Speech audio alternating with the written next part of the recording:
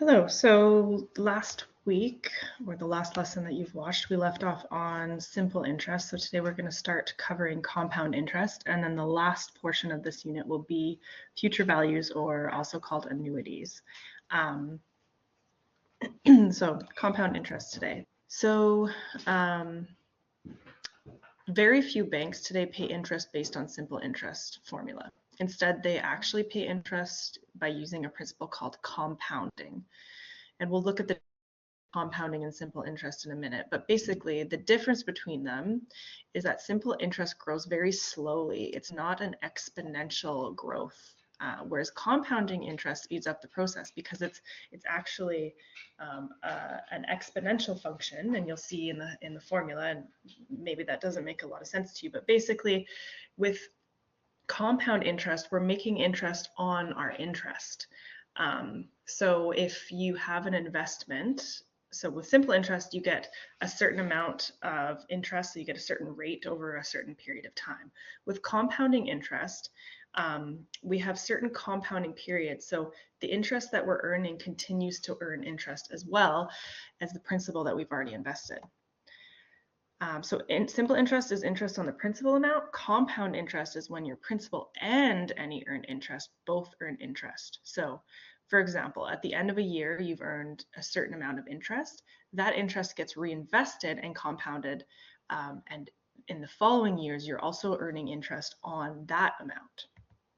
So just an example. So if we have $100 that's been invested at 10% annual interest, and we are getting paid simple interest, it doesn't really look like a huge difference in the first year for sure. In the second year, third year, even by about the 10th year, it's not looking like a huge difference. By 20 years, we do see a big jump. But if you look and see, if we have something invested in for 50 years, we have a huge amount of difference. So at the 50-year mark, our $600 that we would have made could actually be 11,739. So compound interest is your best friend when investing because time, like over time, that's going to grow exponentially. So compound interest formula. So for simple interest, we had I equals P times R times T. Oops, sorry, it keeps doing this. But with compound interest, we have this formula where amount, right? So our amount is equal to our principal bracket 1 plus I to the power of n. So in this case, we're not just finding our interest earned, we're finding our amount. So the amount being our principal plus the interest that's invested. So this formula accounts for all of the interest that we've been made plus the principal that's been invested over an amount of years. So n, so if you notice, we don't have a T or an R, we have an I. So I is it's still our interest rate, but it's calculated a little bit differently. Well, in this case, actually, we have to calculate our I and our N. It's not as straightforward as simple interest because of the compounding periods, which we'll talk about in a minute. N is the number of years. So same thing, for our N, we're always in years, and for our I, we're always in a decimal form of a percent. But we do have to look at how to calculate it. So we're just going to start with this. We're going to use this formula. We're just going to look at a simple, no, I shouldn't use the word simple. We're going to look at a straightforward example of compound interest where we only have it happening annually. So we talked a little bit about this in simple interest. Annually means once a year. So compounded annually. So this is one time. Okay, so what we want to do is figure out, so it says find the accumulated amount, so A, when $4,000 is invested, so that's our principal amount we've invested, at 10%, so 0.10, per annum, so that's per year, annum means per year, for 7 years, interest compounded annually. So the key word here is compounded annually. So first we're going to say, well, our principal is 4,000 and our interest, or our I, is 0.10. And our N is however many years, and we have 7 years. So in this example, our I and our N are given straightforward in the question, and we'll talk about how if it's not annually, so if it's semi-annually or weekly or anything like that, this I and this N will change based on what my compound periods are.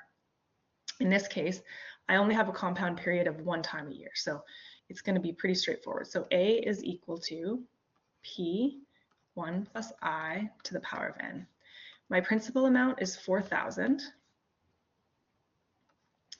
My interest is 0.10, and my n is 7.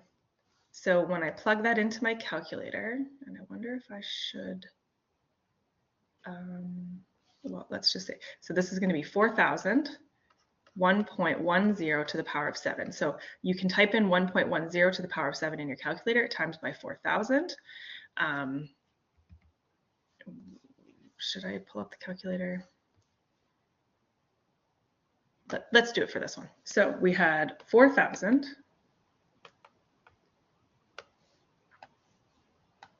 1 plus 0.1, right? 1 plus 0.1 to the power of 7.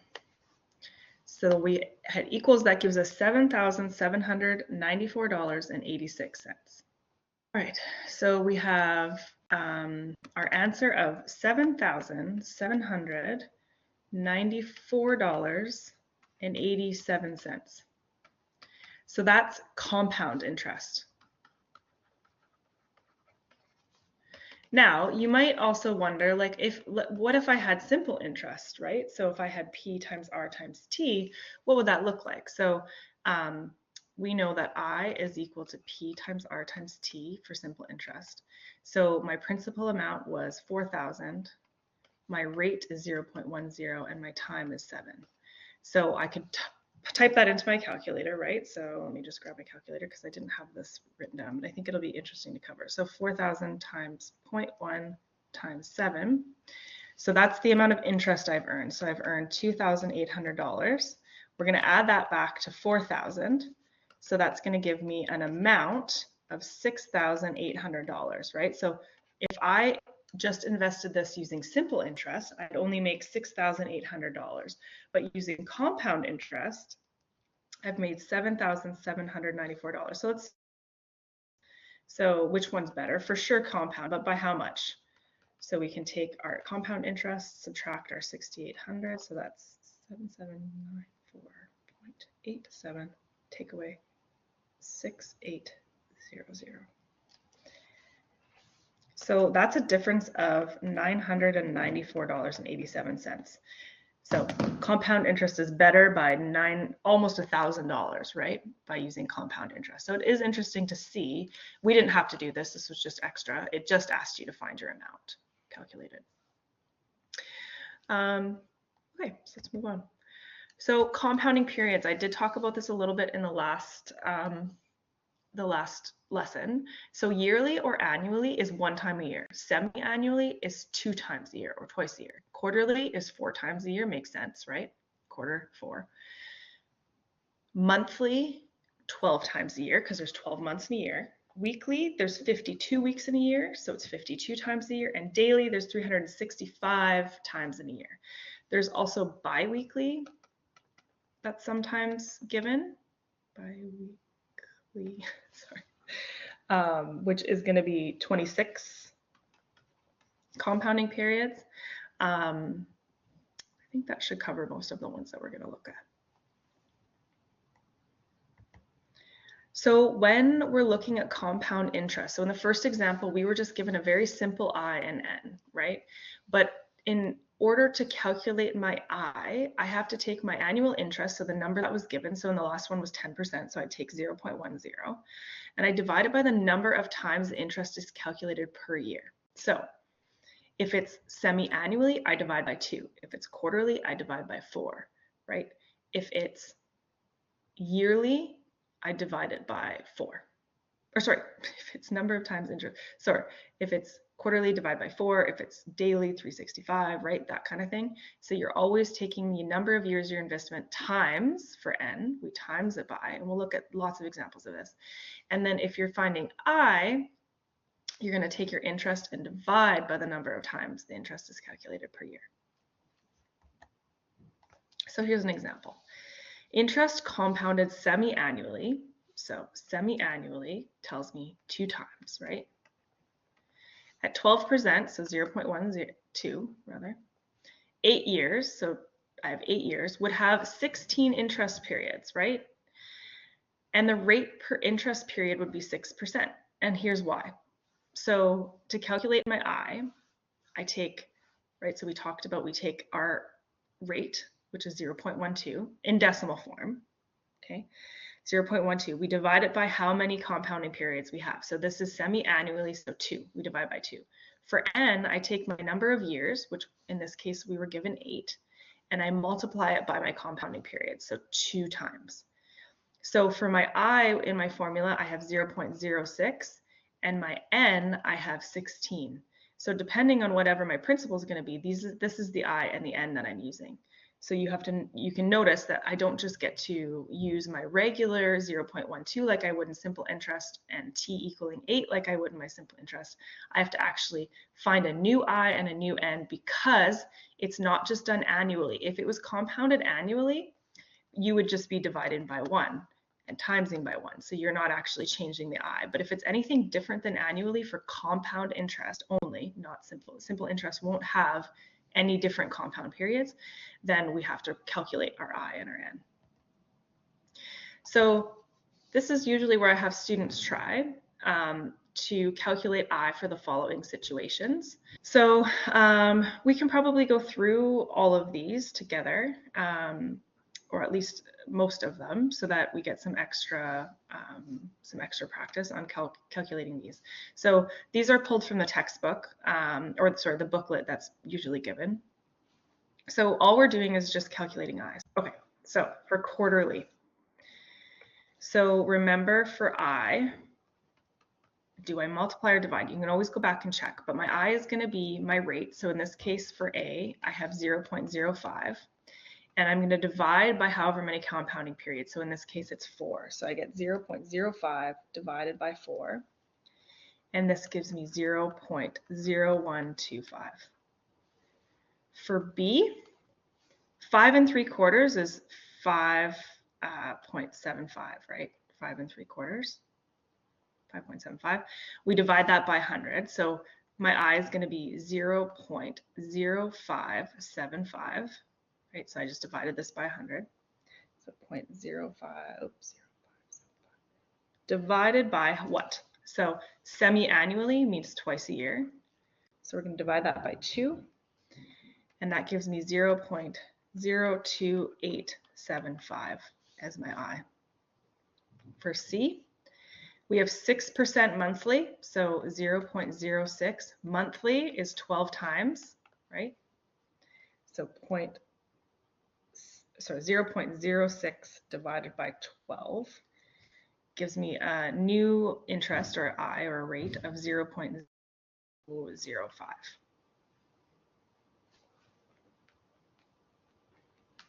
Yep, 0.005. For D, I have 4.2%, so bi-weekly. So bi-weekly, I said, was 26 times a year. So we have 4.2 as a decimal. Now you could divide before. You could take 4.2, divide by 26, and then divide by 100, but I like to put it in decimal form first. So 0.042.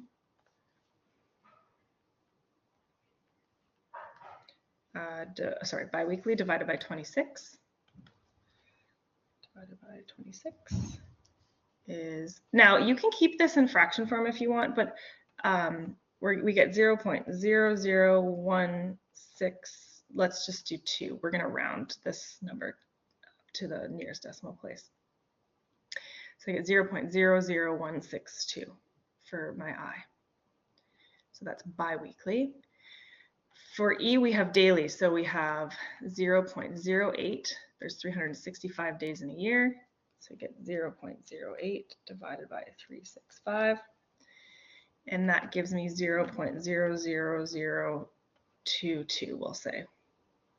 Or you could have done 219 if you wanted. As long as you have, at least 3 numbers. We call it significant digits, but or significant figures, but we want not just to have the zeros, right? We want to have a couple numbers in there basically. So you can see here, I left 3 numbers here just because these are very long. You could write them all. You could put 0.000219118. That's what the decimals, the calculator gave me. But I'm trying to keep, you know, enough that it gives me the right number, but not too much that it goes off the page. Now, the more numbers you keep, the more significant digits, the more accurate your calculation is going to be. So this is just because you don't want to write so much on the page, but the more accurate would have been 0.000219118. That's the actual decimal. So probably should be keeping that just for accuracy, but if not, that's okay. And then for F, we have 12% annually. So it's just divided by 1. So it's actually just going to stay 0.12. So it's not going to change. So I'm going to erase these. I think, whoa. I didn't know I could do that. I thought there was a way that I could erase all of it. Yes. Okay.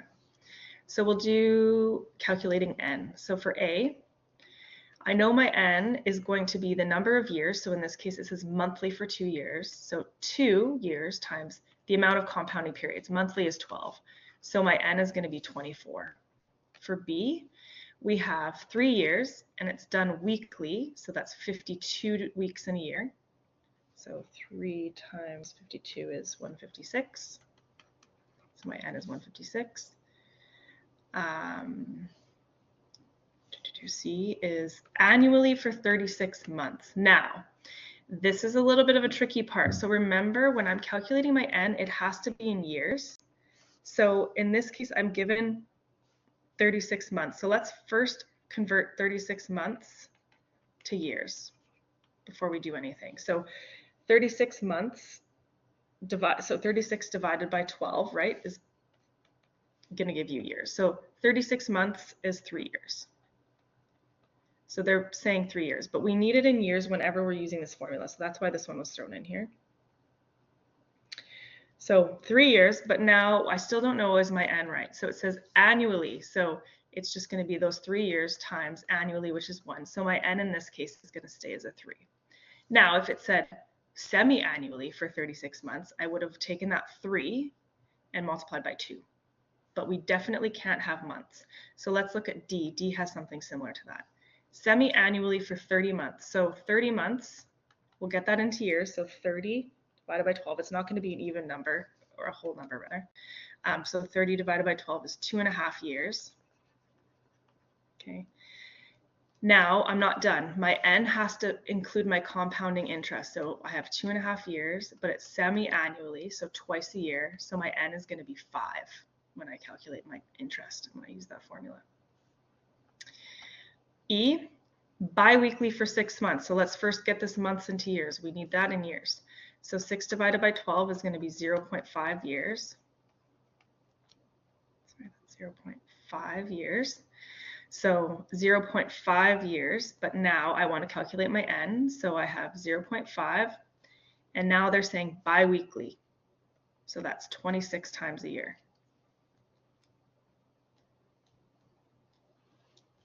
So it's 0.5, which was my months into years, times 26 gives me 13 as my N. Sorry, we're going to go to F. I had a student messaging me. Okay, it's daily for 3 weeks. So 3 weeks, well, we don't want that. So we know for every 3 weeks, there's how many weeks in a year? 52 weeks in a year. So we're just getting weeks to years. So 3 weeks divided by 52. So this is 0.06, we'll say, because 0.057. So 0.06 years. And they're doing it daily. So we had 0.06 years daily. Let's move this out of the way. So times 365. So times 365 gives me some 0.06 times 3. 21.9. Now, I did round this number, so this is going to be rounded, but you get the idea. So we need to make sure it's in years first, then we can do our compounding periods. So this is the amount of time it's in so either the amount of time is invested or the amount of time that our loan period is. And then this is our compounding period. So this is how many times this money is compounded, which is usually means a reinvestment. Okay, so example 3. We have Wayne bought a computer and he owes $3,000 to the computer store.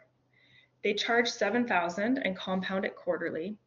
His payment is due in full in 3 years. So compound it quarterly. So this means it's so I don't know if I did a good enough job explaining compounding periods. But in this case, we're just going to look at the formula. But you can see that the compound, so with simple interest, it's over just the amount of years. But with compound interest, we have compound periods. So this principal is compounded 4 times a year. So this interest rate changes. So that's why it's the interest rate changes in terms of the compound periods, but also the amount of times it's reinvested. So that's why you're making money on that interest. This should have been B, but anyways, A. Wayne bought a computer and he owes $3,000. So they're telling us that my principal amount is $3,000. Then they're saying they charge 7% and compound it quarterly. So we know for interest, or our I, we take 0.07 compounded quarterly. So we're going to divide that by 4. So 0.07, oops, divided by 4. That gives me 0.0175. Now N, this is for question A. So his payment is due in 3 full years. So, but in question A, it says, how much will he owe them in 3 years? So 3 years, but we know it's compounded quarterly. So I have 12 payments, or 12, like our N is 12 in the formula. So we did 3 times 4. So I'm going to pull up my formula here for compound interest. So it's P is 1 plus I to the power of N. I said my principal amount that was originally that I owe is 3,000. My I is 0.0175 and my N is 12.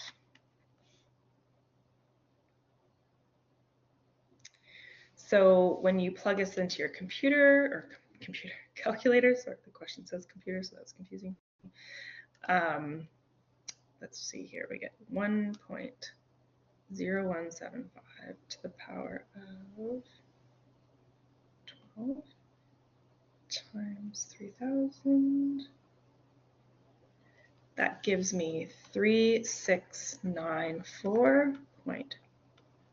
So $3,694.32 is the amount that he will owe them in 3 years. So that's question A.